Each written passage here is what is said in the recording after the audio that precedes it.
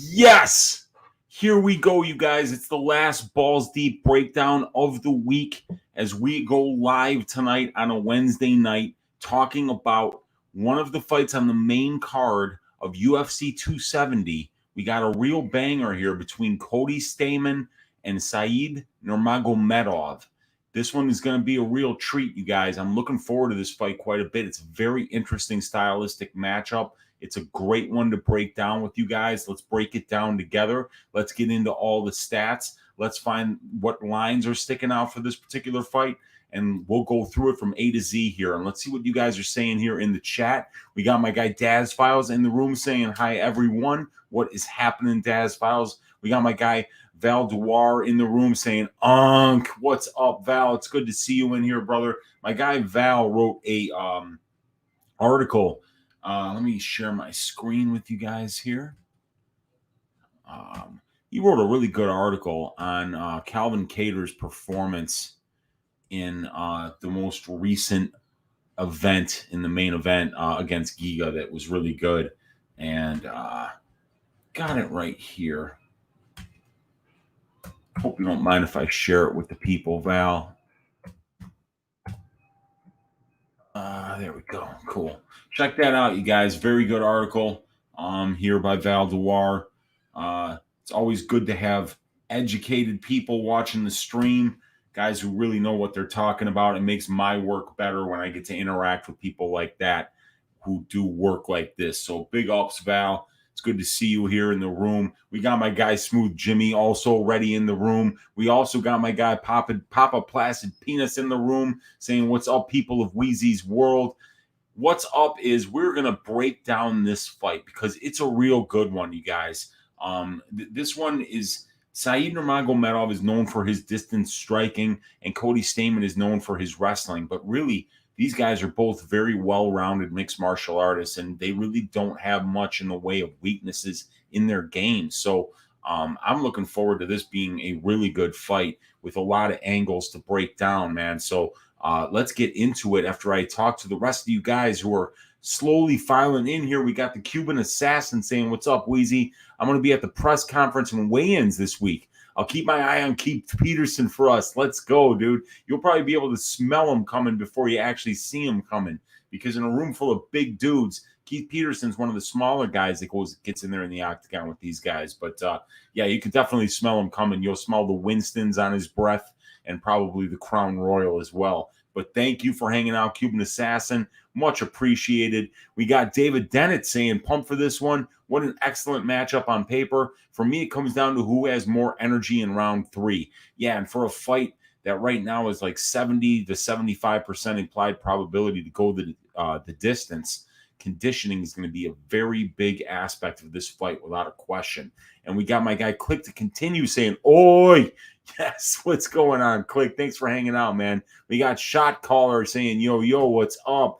Can't wait for this. Got to make some parlays. Yeah, man, there's some really good parlay pieces on this card. I'll tell you one parlay that I do have, and it is the Uncle Weezy's ass shaving of the week parlay, because I didn't give you one cheek to shave. I didn't give you 2 cheeks to shave. I gave you a 3-cheeked ass to shave this week as we go with Ilya Topuria, we go with Hani Barcelos, and Kay Hansen in a 3-legged ass shaving of the week parlay that yesterday you could have got on DraftKings for plus 112, but I think this line is continuing to move, and it might be minus money now. But I jumped in on that for 1.5 units. I'm a big believer in all 3 of those fighters, so that's the parlay that I'm rocking with this week. But there's a lot of big favorites on this card. There's even some good fight goes and fight doesn't go spots that are parlayable as well. So lots of spots this week for shot callers. So I appreciate you hanging out. And we got my guy Jarno Portilla saying, oi, this is a perfect start time for me. I can start working early and listen to amazing UFC tips. Yes. Appreciate you, Jarno. Thanks for waking up early all the way there in Finland. And hopefully this is a great way for you to start out your day today. We got my guy Click to continue saying, what do you think about Jack Della Maddalena versus Pete Rodriguez under 1.5? It feels like a smash spot. I haven't got on it yet. At minus 115, it does feel like it's a great place to put your money for the following reason. Pete Dead Game Rodriguez has never been past the 2.5 minute of the first round. So you don't get past that 2.5 minute mark of the first round ever in 4 professional fights. You know, we don't know how he'll look after he gets back to the stool at the 5 minute mark, even if it lasts that long. Both these guys hit really hard, and in particular, Della Madalena's boxing looks to be excellent, next level stuff. This is by far going to be the toughest competition that Pete Rodriguez has seen thus far. So you got to believe Della Madalena gets it done, that he gets it done inside the distance. I think another way to play that fight, click to continue, would be to play Della Madalena inside the distance, but you have to pay just a little bit more for that than you will for the under 1.5. So I see why a lot of people are flocking to that under 1.5 bet around minus 115, and I think it's a good bet. Would I add another one to that parlay? The one I would add to that ass shaving of the week parlay would probably be Michel Pereira. I really do feel like he can get this fight done against Fiallo. You know, what I like about Michel is he is a very good striker. He's very sound defensively as well. And he manages distance very well. He's got a lot of power, but he's really been able to mix in the wrestling here in the UFC. 100% takedown defense for Michel Pereira on 14 takedown attempts against. And he's gotten his takedowns at over a 50% clip, if I'm not mistaken, has Pereira. So he can win some minutes on the ground if he's feeling a little bit uncomfortable with Fiallo's power. And there is a lot of power there that Fiallo brings to the table. However, I'm not a fan of Fiallo's conditioning. We've seen him get absolutely, completely gassed late in fights. And that's not going to work well because Pereira is conditioned very well. And now that he's not doing these crazy dance routines and shit before fights, you know, that gas tank is holding up really well, and he's looking a lot better. Click to continue saying Topuria inside the distance could be a parlay piece, Weezy. Yeah, because I think that he should be able to submit Jourdain. That's how Jourdain has been finished in the past. So, and his grappling game is next level for sure. And Addicted to Combat saying, "Oh, yes. Good to see you, Addicted to Combat." Let's get these stats up on the screen, you guys. Let's start like we always do with the tail of the tape. And we got Cody Stamann squaring off against Said Nurmagomedov. It's Said who's going to be 3 years younger here. He's going to be 2 inches taller and have a 6-inch reach advantage. Both of these guys are orthodox fighters, but in reality, I see Said Nurmagomedov switching stances quite a bit in fights. He's fighting off the Akhmat fight team, and we got Michigan top team for Stamann here. So it's going to be Stamann who's the more experienced mixed martial artist here, you guys. He's got 8 more professional fights. He's got twice as much time in the professional cage, over 150 more minutes than Said does.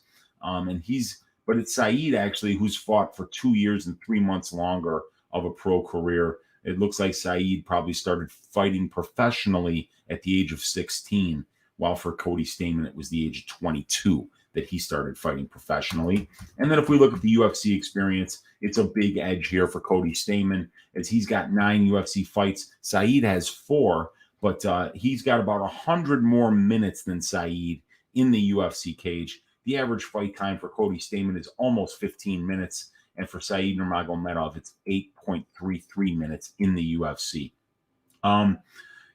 So we obviously have a measurables advantage in the age, the height, and the reach here for Said Nurmagomedov. And then we've got UFC and total experience edges going to Cody Stamann here. When we look at the finishing numbers for these guys, neither one of these guys are spectacular finishers. 43% finish rate and 19 wins for Cody Stamann. So that would be, I think 9 wins out of 19, or it could even be 8. So not too many.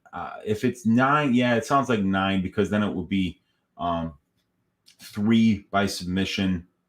No, it's only 2 by submission and 6. Yeah. It's 2 and 6. So, you know, he doesn't really get a lot of finishes here. And Said has only finished half of his 14 wins inside the distance here. 4 by knockout, 3 by submission. So both of these guys can finish in a couple of different ways. They're good, diverse fighters. Like I said, they're both very well-rounded mixed martial artists, you guys. Saeed's wrestling and grappling is underrated, and Cody Stamann's striking is underrated. So both of these guys have a number of different ways to win minutes in the cage. And since a lot of people do feel this fight is going to decision, we're going to have to really concentrate on which one of these guys can win more minutes and how their conditioning is going to hold up and how their game plan is going to hold up. When we look at how these guys get finished, Cody Stamann has been submitted once in 4 losses and has only been finished once in 24 professional fights. That was by the current bantamweight champion, Aljamain Sterling, via a Sulayev stretch, which is a move that Aljamain goes for quite a bit. And he is very good at it. Once he gets on your back, he can not just work for chokes. He can absolutely tear every ligament in your knee as well in order to finish you. But yeah, he got Cody with the Sulayev stretch, tore up his knee pretty good. And Saeed has never been finished in his 2 losses. And Saeed Nurmagomedov's losses, you know, if you think that he's not fighting top-level competition, they're to Magomed Bibulatov and to Hani Barcelos. So he's losing to really good competition, just like Stamann is. All right.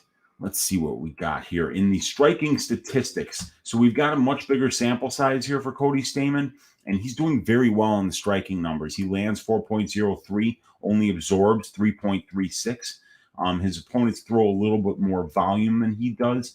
He's showing a 46.76% striking accuracy and a over 63% striking defense. So he's very responsible defensively as well. And then he has never knocked anybody down, and he's never been knocked down, has Cody Stamann. Now, Saeed is showing some really good numbers here. He's basically outlanding his opponents at a 2-to-1 ratio on the feet. Here, 4.65 significant strikes landed per minute, 2.37 absorbed. And he's throwing way more volume than his opponents as well, which is very important, as he throws 10 significant strike attempts per minute, while his opponents only throw 6.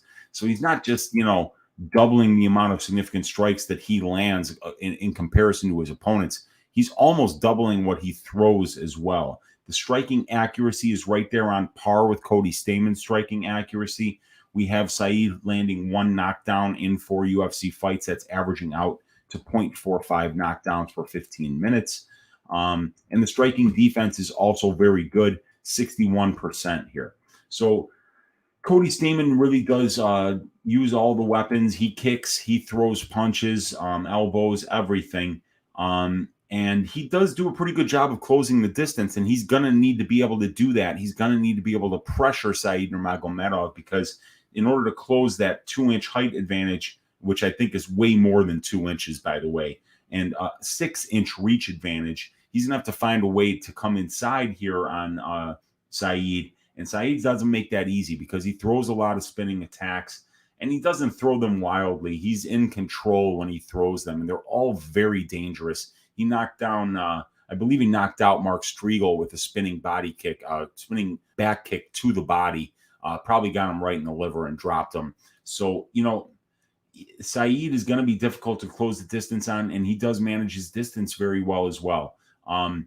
However, we know that Cody Stamann will not just use his strikes against Saeed. He's going to use his striking to help close the distance, to probably get in on Saeed's hips and try to get him to the ground. That's going to be difficult. Saeed has been pretty good with his takedown defense thus far in the UFC, and his offensive grappling is actually pretty good in outside of the UFC as well, as I saw him get to use it quite a bit outside of the UFC. And Saeed's regional scene competition, you guys, is very good. Fighting an ACA, you know, an Akhmat Fight Club. He's fighting a bunch of killer Dagestanis and Central Asians from Kazakhstan, Uzbekistan, you know, a bunch of these guys that are really tough. They've got a good mixed martial arts base, a Sambo base, you know, so this guy is definitely no joke, and he's been fighting killers for a very long time, has Saeed Nurmagomedov, in addition to Cody Stamann, who's got a lot more UFC experience and has been fighting that higher level UFC opponent for a while as well, having a fight against the current champion as well. So, but when we look at the grappling stats here, we're going to see on paper that Stamann's got a big wrestling advantage over Nurmagomedov, who's only 1 for 13 on his takedown attempts thus far in the UFC. That's less than a 10% takedown accuracy. It's sitting at 7.7%, less than a half takedown per 15 minutes. But he still is managing 7% control time. But his opponents have been 2 for 7 on their takedown attempts. It's been Hani Barcelos that's gotten two takedowns. Takedown defense is over 71%. He's allowing just under 1 takedown per 15 minutes. No submission attempts. And he's been controlled less than 8% of his UFC career in 4 fights. So that would be about 3 minutes of control time against on those 2 takedowns. So Saeed has done a pretty good job keeping the fight on the feet, which is where he wants it. 85% of his 4 fights have taken place on the feet. And I think that he will be much better there. We see how efficient he's been on the feet. We see how responsibly defensively he's been on the feet. And he's never been knocked down, which is another good thing. And he's shown power that Cody Stamann hasn't shown. It's those spinning attacks that can sometimes knock you out or catch you to the body. And then Saeed does such a good job of moving around on the outside as well. And he uses that length very well. Now, Cody Stamann, when he's at that length disadvantage, he's going to try to wrestle. But the funny thing is, we haven't seen him at that length disadvantage yet in the UFC, except for in 1 fight. And that was the Aljamain Sterling fight. So it's kind of hard to say he has trouble with long fighters. I mean, maybe he just has trouble with champions. But Cody Stamann's wrestling numbers are pretty damn good. 24 takedowns on 54 attempts. He's got a 44.44% takedown percentage. He's averaging just under 3 takedowns per 15 minutes. And he's out-controlling his opponents at a 23% to 11% clip. His opponents have taken him down 13 times out of 53 attempts. So Cody's takedown defense has been over 75%, 1.52 takedowns allowed per 15 minutes, and just under a half submission attempt allowed per 15 minutes, and 11% control time allowed. So we see that Cody Stamann's fights are taking place at striking range about 66% of the time. And for Saeed Nurmagomedov, it's about 85% of the time. So I'm going to dig into these advanced stats that are available to be downloaded for free in the description of this video, you guys, to see specifically fight by fight what Cody Stamann has brought us in terms of control time and wrestling. I think it's very important to note that if you want to watch Saeed Nurmagomedov's worst performance as a professional, you would have to watch the Magomed Bibulatov fight, which took place in ACB, Absolute Championship Berkut, which is one of the regional scene promotions fighting going in Russia right now. So in that one, Bibulatov probably got about 7 or 8 takedowns on Saeed, and I would say that he controlled Saeed in those last 2 rounds more than half the time. So he really did wear on him with an offensive wrestling attack. And what we're going to look at here are these numbers right here, you guys, are control time for, and then these numbers here are control time that he's allowed. So this is Cody Stamann's control time for and control time allowed.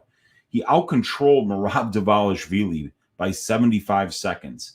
He outcontrolled Jimmy Rivera at like a 2-to-1 ratio. He outcontrolled Brian Kelleher 108 to 44.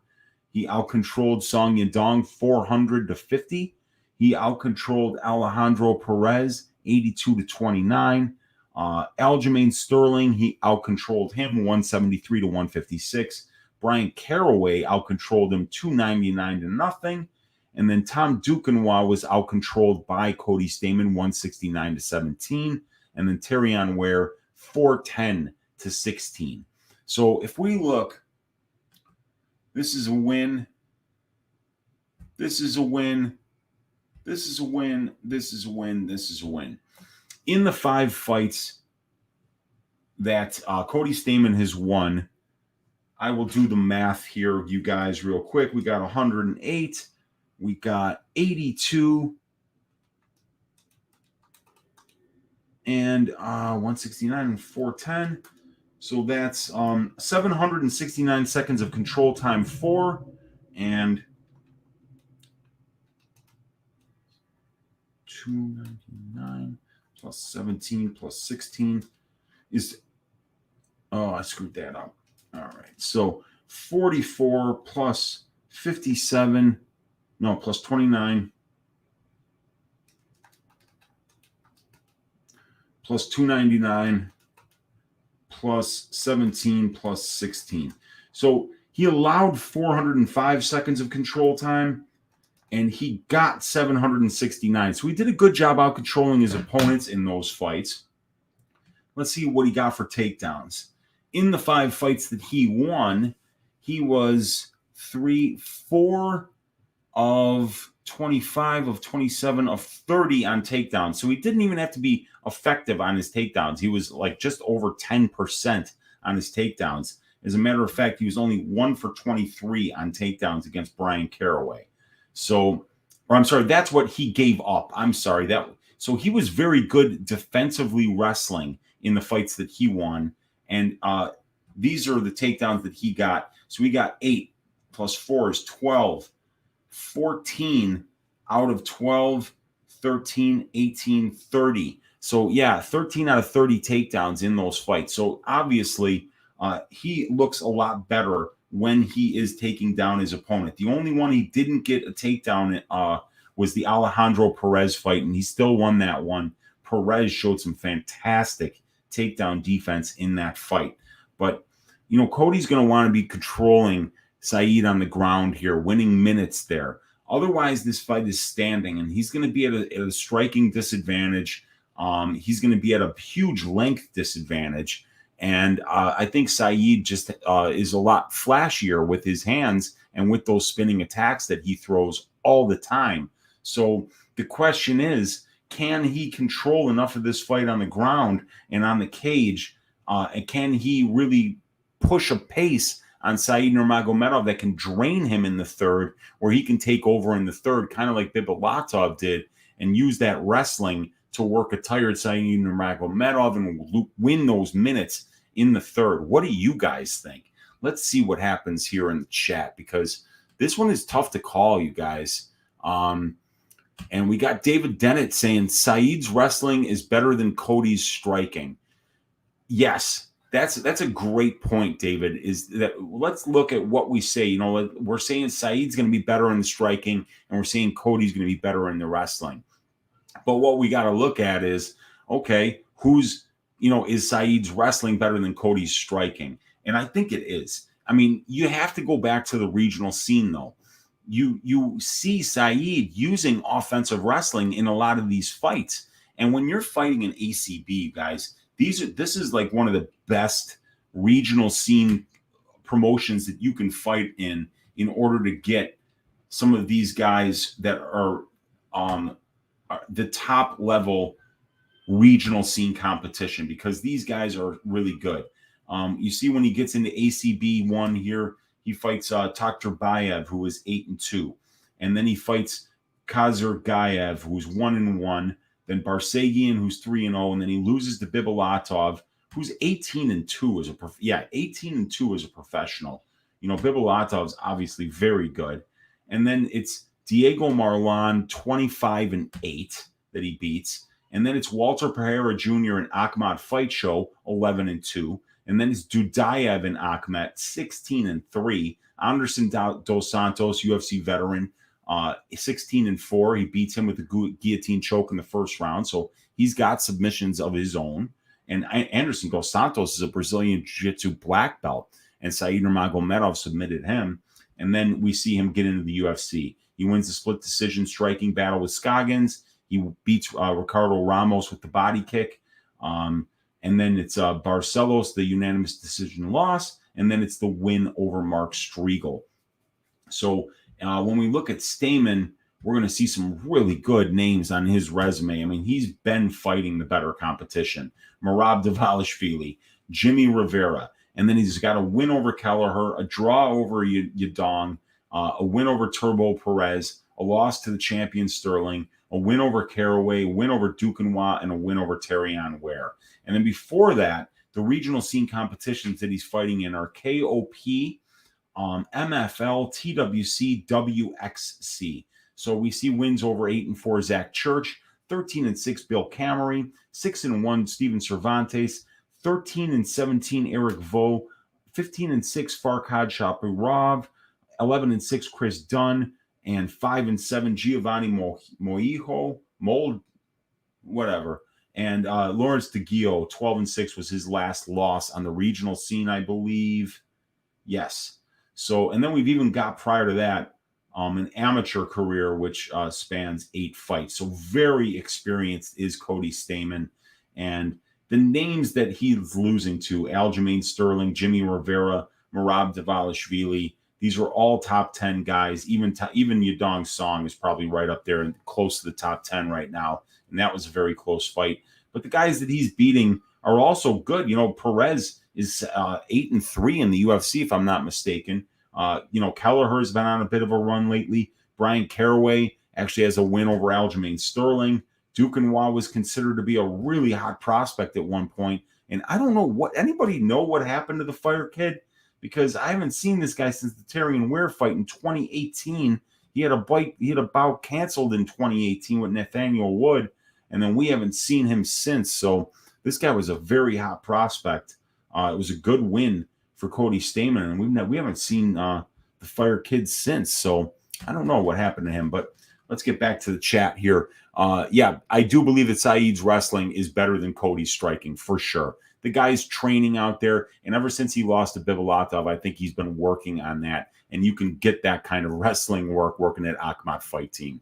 Sergio's a Butte saying, "Oi, what's up, Sergio?" And Bout Better saying, "I think Saeed got this due to his reach. Isn't that bout in the quick finish match? Can Saeed finish?" Yeah, Saeed's finished 2 of his 3 UFC wins. He knocked out Striegel with a left hook. He knocked out Ricardo Ramos with a body kick, and they both came early in the fight. So he's absolutely got the finishing power. He's got really flashy striking, and if you're not defensively responsible, he can absolutely catch you. But his wrestling is good. His grappling is good. So Cody's not just going to automatically just start throwing this dude around the cage. That is going to be very difficult for him to do.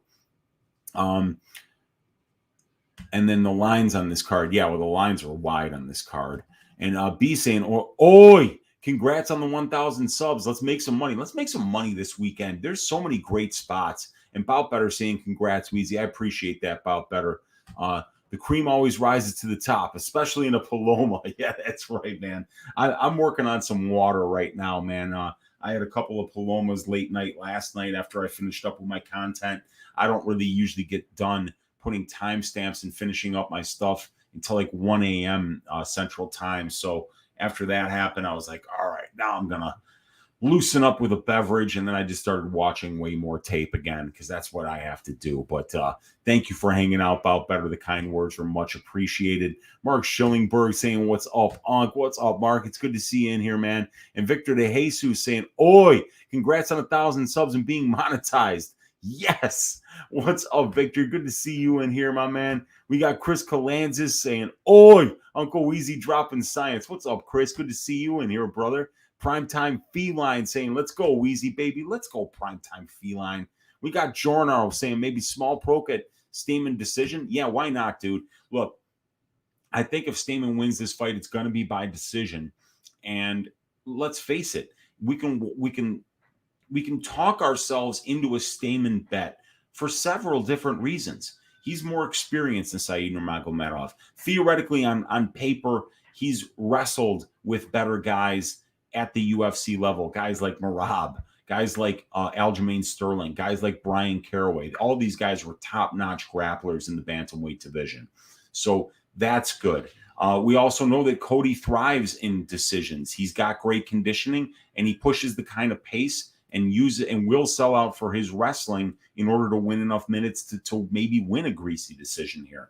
So for a guy who's an underdog that you can get around like plus 260, plus 270 by decision, I think it's basically his only path. Cody Stamann's really not knocking people out at this level, and he's not knocking out Saeed Nurmagomedov. That guy's never been knocked out. He's never even been finished.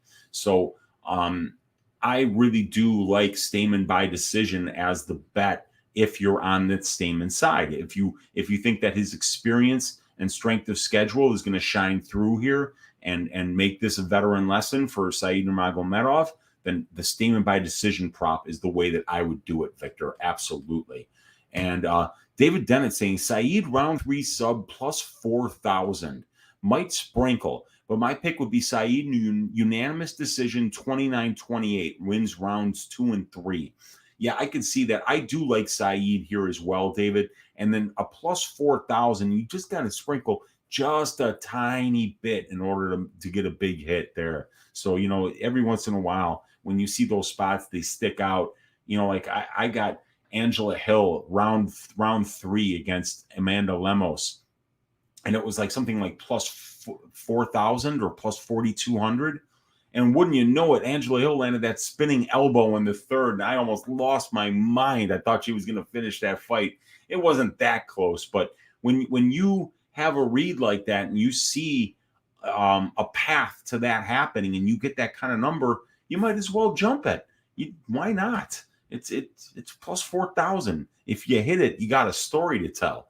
Primetime Feeling saying, let's go. I'm thinking of fading Frivola and Stamann. Yeah, I'm not betting Frivola here, but it's hard to go in there and just flat out pick Genaro Valdez to win, knowing the guys that Frivola's been in the cage with. He went 3 rounds with Sarukian. This is going to be a step down in competition for him, and we'll see how Valdez handles that UFC debut in front of a live crowd here on a pay-per-view card. These kids that are coming in making their UFC debut, and I think there's like 4 or 5 of them in this card. It's gonna be a big moment for them, and the ones that do handle that moment well and don't let the moment be bigger than them are gonna have bright futures ahead of them. I'll tell you that. And one of the guys that I'm looking at to do that is Michael Morales this weekend. But yeah, I'm not betting Frivola, but it doesn't mean I'm betting Valdez either. I just think that line is too wide on Frivola. About better saying Frivola is a fade, Saeed a giant favorite. I agree. Yeah, Saeed's a big favorite here, sitting around minus 200. And I'm not betting Frivola at that current line. No chance. I don't have enough faith. And he has been shinny. And this guy Valdez pops. Sergio Zabute saying everyone in this chat is going to be rich. You're damn right. And when I buy my yacht, you're all invited. Mark Schillingberg saying, when I was on that hill round 3, Weezy, it was close enough. Yeah, it's close enough for like plus 4,000. At least she was there in the third. At least he had a mathematical chance of that thing cashing. But, when you make those bets and some of them get close, you really only got to hit 1 out of 40 of those to break even. So, it's nice to sprinkle those sometimes. We got to have fun with this, right, Mark? And then Primetime Feline saying, good points, OG. Yeah, man. Let's look at the strength of schedule numbers that I do have for you guys for this fight, so that we can get an idea. We went through the UFC records of each of these guys, but as we can see here, you've got to give the overall edge on the strength of schedule to Cody Stamann here, as the ratio is 2.18 to 2, and he's fighting more experienced competition by 2.5 average fights. And then he's got better wins here, more experienced competition with better win-loss ratio. And the losses are very similar because Stamann's losses are to twice as experienced competition, while Saeed's to less experienced competition, the guy in Barcelos who's 5-1. So anyway, the last 5, lost by unanimous decision for Stamann to Dvalishvili, lost by unanimous decision to Jimmy Rivera, a win over Brian Kelleher, draw to Song, win over Turbo Perez. And then for Saeed, it's a knockout win in the first over Mark Striegel, a unanimous decision loss to Hani Barcelos, a win by knockout over Ricardo Ramos in the second round, I believe, by spinning body kick. And it was Scoggins by split decision, and then a win over Luis Nogueira on the regional scene prior to the UFC. So, yeah, this is it's a very interesting stylistic matchup. Who do I think is going to win? I think Saeed's defensive wrestling is a little bit underrated here. If you don't watch the Bibulatov fight, I could see how you could think that Saeed would absolutely go through this kid like a hot knife through butter, because you don't really see his defensive wrestling get exploited in any fight but the Bibulatov fight. Even in the Barcelos fight, he was defensively responsible. It wasn't until Barcelos caught a kick in the third round that he was able to take him down and keep him there for a couple of minutes. And Ronnie didn't get irresponsible when he was on top. He was not like just fishing for a submission and trying to win. He realized that it was a close fight and that if he wanted to win that decision, he better keep Saeed on his back for the rest of the round. And he did do that successfully. So that was very important. But, even in the Bibulatov fight, when you're taking down a guy as long as Nurmagomedov is for this division, you just see him constantly using those legs to create space, either with butterfly hooks or he's literally just throwing them up at your head. And I've seen him throw them up over his opponent's head and just slide out the back door. He's very hard to keep down. He's got an excellent get-up game. And we see that over 4 UFC fights, this guy has only been controlled less than 8% of his UFC cage time. So while we saw Cody Stamann get some nice control time numbers and have some situations where he was able to rack up 410 seconds of control time, 400 seconds of control time here against Song Yadong. But in my opinion, like for instance, he racked up 265 seconds of control time against Rivera, which is almost a third of the fight. But that's not enough, as he landed 89 significant strikes and got 2 out of 4 takedowns. But Rivera landed 57 and landed one of his own takedowns and landed the bigger shots, landed the more eye-catching shots. So that was that was the Kelleher stats. He landed 26, and it was Rivera who landed 48, getting 2 out of his own 3 takedowns. So one thing that I'm seeing here is that, especially in these last 2 fights with Rivera and Dvalishvili, he can be taken down as well. And Saeed does have that offensive wrestling in his back pocket. So like David said earlier, I think Saeed's wrestling is better than Cody's boxing.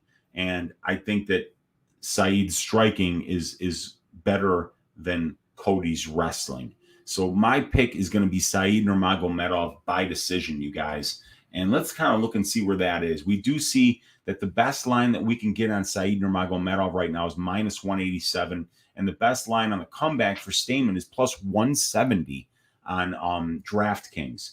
And like I said, if you're on the Stamann side, Stamann by decision isn't going to be that much better, but we can plus 170, we can get that up to plus 240 on DraftKings. And on FanDuel right now, we can get plus 270 for Cody Stamann by decision. So if you do think that Cody can pull out 400 or more seconds of control time here, he's going to be very live to win a decision, as long as he's not giving up a bunch of control time as well to Saeed. But that's an interesting decision. But for me, I do think that Nurmagomedov is going to win this fight by decision. And the Nurmagomedov by decision prop right now is not very juicy, you guys, up here at plus 120. So you're paying minus 200 to bet him, which is a 66% implied probability.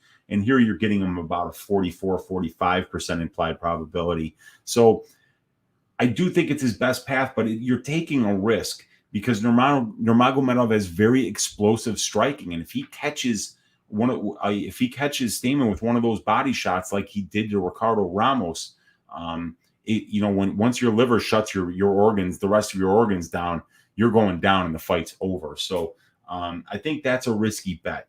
I think that if I was on the Nurmagomedov side, I would just eat the chalk, bet him at minus 187, and hope that Cody doesn't turn into Merab Dvalishvili in this particular fight, or even worse, Magomed Bibulatov, who was the only one I really saw using wrestling-heavy game plan to dominate Saeed Nurmagomedov and win enough minutes doing it in order to win a decision. And it was a pretty clean 30-27 decision for Bibulatov. Although when I watched the fight, it was in ACB. All the commentary was in Russian, so I didn't hear what the final cards were. But it was a clean decision for Bibulatov there.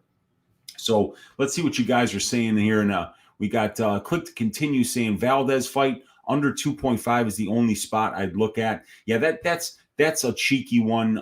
Click to Continue. I do like that. Valdez has finished 100% of his pro wins, and Frivola has been knocked out a few times. He's definitely been knocked down on over 2% of the significant strikes that he's absorbed in the UFC. And we do know that Valdez, potentially this moment might be too big for him and he could get caught in something too here. Frevola is very tricky on the ground as well. So, yeah, I do think that that's a decent spot for that fight for sure. Jarno saying over 2.5 is a good parlay piece for sure. Yes. Over 1.5, even safer. Absolutely. Couldn't agree more there, Jarno.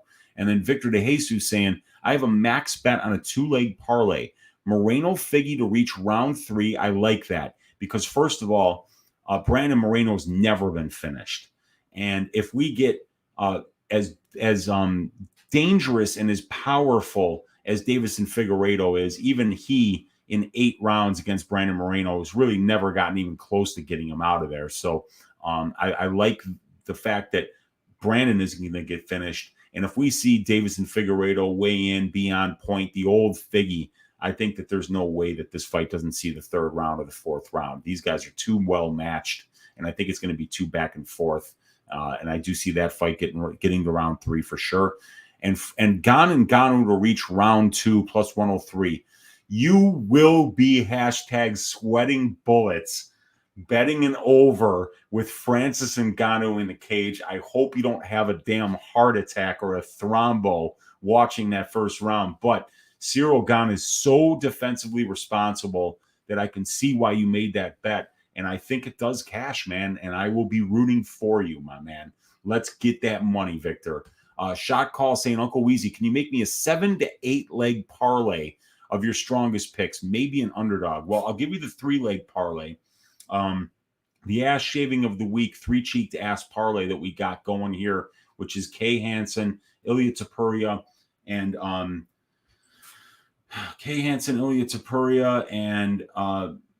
Barcelos. And then I would add Jack Della Maddalena in that. I would add Michelle Pereira in that. The fight maybe goes to decision for Stamann Nurmagomedov. It would be as cheeky as I would be willing to get. That's where I would leave you with, Shot Call. That's probably the best one that I can come up with there. And let's see, we got here. We got David Dennett saying, wish I made the Fig versus Moreno balls deep. I got Figgy by murder of any kind, but we'll wait for the weigh-ins for sure. Any balls deep tomorrow? No, this is going to be the last one of the week. I've kind of scheduled my content so that I get Thursday and Friday off because there's a lot of behind-the-scenes shit that I need to do in order to get ready for the next week. So Thursdays and Fridays are days that I stay content-free on my channel and other people's channels so that I can watch the fights on Saturday, do Stat Diggers on Sunday, do a Balls Deep breakdown on Monday, and the main event breakdown I always do on DFS by the Numbers channel, do Just the Tip on Tuesday night, and then on Wednesday I do the DFS show on Pub Sports Radio, and then I do the Balls Deep breakdown on my channel. So that's the content schedule thus far for Uncle Weezy. I'm going to be looking to add a new show sometime very soon once I have all my analytics set up. But yeah, that's what I'm doing, Dave. In the Moreno Figueiredo Balls Deep breakdown is on my channel. Check that out. You can, there's a lot of great information in there, and I'm picking Davison Figueiredo to win by decision, and I got that at plus 600 on FanDuel. Francis said in the interview he was planning on knocking Gane out in the second.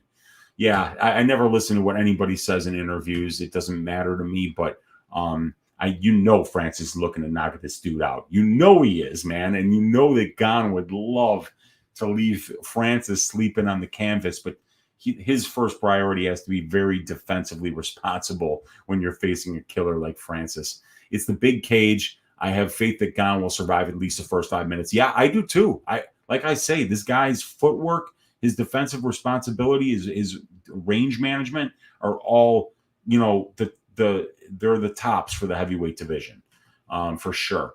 And Journal saying people who are betting Gane by Gane decision, man, that's a sweaty bet. It always is. Always fight goes to decision or win by decision bets. I had a bet on Court McGee was my only other bet besides the ass shaving of the week. Half unit bet on Chase Sherman by KO, which was so close to cashing, you guys. My God, boy, did Collier barely pull that one out. But I had Court McGee by decision for a half unit at plus 200, and Yeah, man, he was working Ramiz there in the third, and I was like, don't finish, don't finish. It's always sweaty when you bet the over and when you bet the decision props, man. But when you see value there, you gotta swallow that sweat and make the right call. And that one, the McGee by decision, was a great bet.